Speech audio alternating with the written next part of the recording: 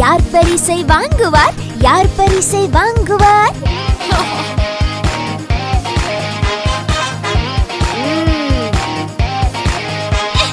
யாருக்கு கை தட்டல் கிடைக்கும்? யாருக்கு முதல் பரிசு கிடைக்கும்?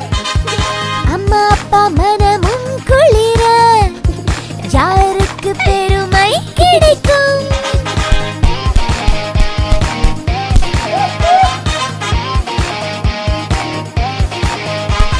நன்றாய் நாமும் படித்தால் முன்னேற்றமும் வருமே.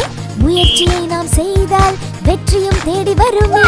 நன்றாய் நாமும் படித்தால் முன்னேற்றமும் வருமே.